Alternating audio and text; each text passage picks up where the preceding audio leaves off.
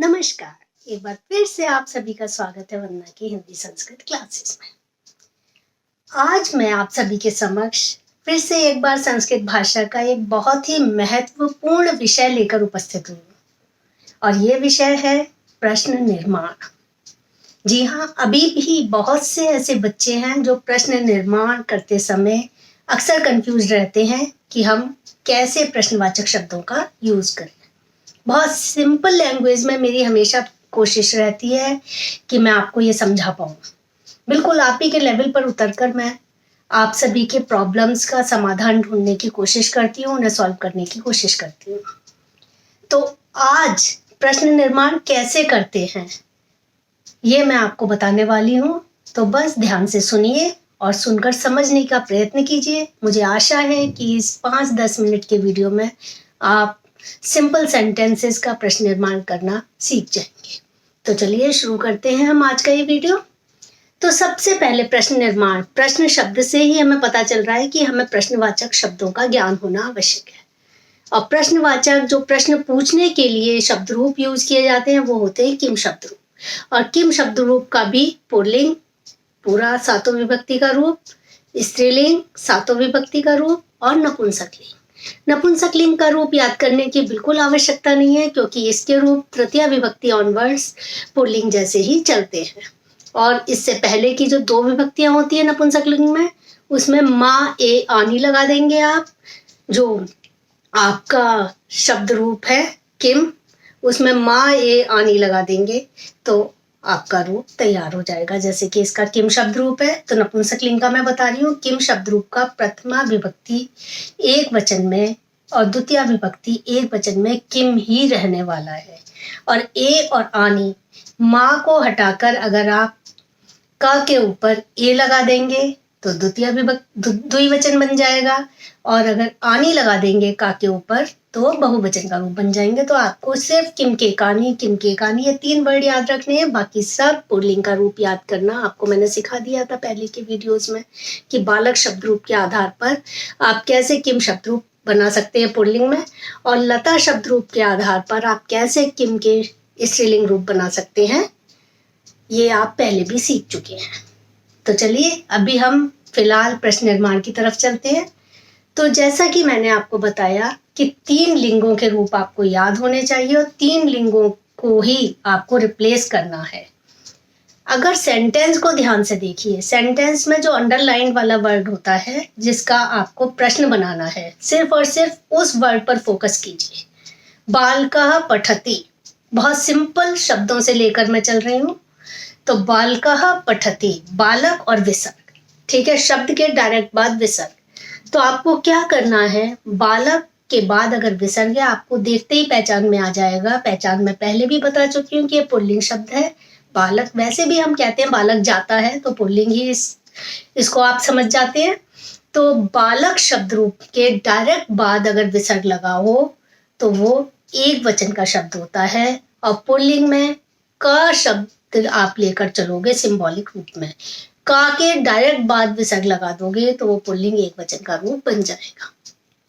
Okay, फिर से सुनिए, का लिखिए, डायरेक्ट विसर्ग लगाइए, पुल्लिंग एक वचन का रूप बन जाएगा। कोई प्रॉब्लम नहीं आने वाली है आपको। सिर्फ और सिर्फ का के बाद विसर्ग लगा दीजिए एक वचन। जो जो मात्राएं उसके ऊपर लगी हैं आप का पर लगाते जाइए, सिर्फ बहुवचन को छोड़कर। तो आपका पुल्लिंग का प्रथमा विभक्ति के सारे प्रश्न निर्माण इजीली हो जाएंगे। जैसे बालकः पठति, बालक के बाद विसर्ग है तो कः पठति बन गया शब्द। इसके बाद बालकौ पठता, बालक पर औ की मात्रा लगी हुई है तो आप भी का पर औ की मात्रा लगाकर लिख दीजिए, कौ पठता। आपको संज्ञा शब्द को प्रश्नवाचक शब्द से रिप्लेस करना है। इसके बाद आता है बालकाः पठन्ति, बालक आ की मात्रा विद विसर्ग, बहुवचन का है, प्रथमा विभक्ति। तो आपको क्या करना है, कहा कौ के सेम लिंग सेम वचन के शब्द से आप रिप्लेस करते जाओ, कभी आपका प्रश्न गलत नहीं होगा। तो बाल कहा शब्द आ रहा है प्रथमा विभक्ति बहुवचन में, तो कहा कऊ के से आपको रिप्लेस करना है बाल कहा को, तो के पठंती आपका रूप आपका ये सेंटेंस बन जाएगा प्रश्नवाचक। ठीक है, सिंपल है। कहा कहू के बिल्कुल एज इट इज आपको फॉलो करना है। कौन सी विभक्ति, कौन सा वचन, ये आपको प्रश्न देखकर समझना। जिसका आप प्रश्न निर्माण करने जा रहे हैं उस सेंटेंस को ध्यान से देखिए और समझिए।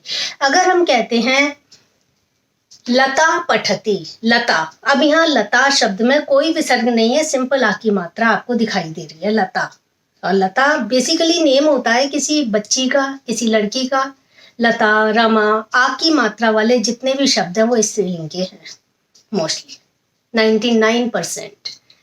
तो लता पठती में का, के, काहा, ये आपके प्रश्नवाचक शब्द के रूप चलेंगे। का, के, काहा। लता पठती, का पठती, लते पठता, के पठता, लताहा पठन्ति, के, का, के, काहा पठन्ति। स्त्रीलिंग बहुवचन में सेम साइन आप यूज करोगे, काहा।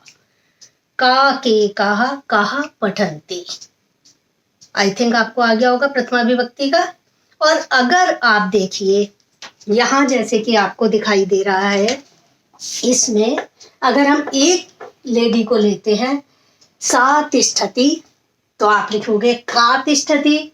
ये दो को आप मिला दो तो द्विवचन बन जाएगा, तब आप लिखोगे ते तिष्ठताः, प्रश्न बन जाएगा के तिष्ठताः। अगर हम 1 2 3 एक वचन, द्विवचन, बहुवचन, अगर हम तीनों को मिलाकर बोलें तो लिखेंगे सा ते ताहा, ताहा तिष्ठन्ति। और ताहा को आप रिप्लेस करोगे कहा से, काहा तिष्ठन्ति। आपका प्रश्न एकदम इजीली बन जाएगा, कोई प्रॉब्लम नहीं होनी चाहिए प्रथमा विभक्ति में। आप लेकिन अगर नपुंसक लिंग का आपको बनाना है, नपुंसक लिंग में अगर हम कहते हैं तत् अस्ति, ये मेरे हाथ में एक फोन है, फोन नपुंसक लिंग का है, नॉन लिविंग थिंग है, तो हम कहेंगे तत् अस्ति। एक चीज है, एक वचन है, तो तत् को किससे रिप्लेस करना है? जैसे अभी मैंने आपको बताया किम शब्द रूप आता है, किम के कानी नपुंसक लिंग के रूप है, किम अस्ति। अगर हम दो चीज हाथ में ले लें, तत् ते तानी, ये रूप चलते हैं, ते स्तः, ते को रिप्लेस करना है किससे? के, किम के स्तः। इसके बाद अगर हम तीन ले लें तो एक वचन, द्विवचन और बहुवचन, ये बहुवचन बन गया आपका। तो अगर हम कहें तानी संति, तानी संति, तो तानी को आप रिप्लेस कर दीजिए कानी से। आपका एकदम प्रथमा विभक्ति तैयार है सेंटेंसेस बनाने के लिए। आपके सभी प्रश्नवाचक शब्द बिल्कुल ठीक होंगे। और ऑलवेज रिमेंबर कि जो विभक्ति, जो वचन आपको दिखाई दे आपके सेंटेंस में लिखा हुआ, उसी विभक्ति, उसी वचन को आप रिप्लेस करोगे किम शब्द रूप से। जैसे अगर हम कहें एक लड़का साइकिल से जाता है, साइकिल को क्या कहते हैं? द्विचक्रिका, द्विचक्रिका। तो अगर आपके पास सेंटेंस है एका बालकः द्विचक्रिकया गच्छति, द्विचक्रिकया, कया लगा हुआ है, इट मीन्स यहाँ पर आ की मात्रा है। इसी से पता चल जाता है आपको कि ये स्त्रीलिंग का शब्द है, द्विचक्रिका। वैसे भी साइकिल रखी जाती है, तो आप सबको पता है कि जो चीज रखी जाती है जिसमें स्त्रीलिंग की क्रिया हम यूज करते हैं वो स्त्रीलिंग का वर्ड होता है। साइकिल रखा जाता है कोई नहीं कहता, साइकिल रखी है तो स्त्रीलिंग की है। तो इसमें हम लता की तरह आप किम शब्द रूप चला दीजिए, काके का, काम के का, कया, द्विचक्री कया, बहुत इजी बनेगा। द्विचक्री को काट दीजिए, लास्ट में जो कया बचता है ना वो आपका प्रश्नवाचक शब्द है। एकः बालका कया गच्छति, ये बन गया आपका प्रश्न। अगर हम कहें सा कलमेन लिखती, कलमेन, मैंने बोला था आपको कि पुल्लिंग और नपुंसकलिंग दोनों सेम चलते हैं तृतीया वर्ड, और यह तृतीय विभक्ति एन लगा हुआ है। बालक शब्द रूप में आपने देखा होगा बालकेन, यहाँ है कलमेन, तो सह कलमेन लिखती। तो कलमेन में एक ही मात्रा और ना है, आप का पर एक ही मात्रा और ना लगा दीजिए, आपका प्रश्नवाचक शब्द तैयार है। सा केन लिखती।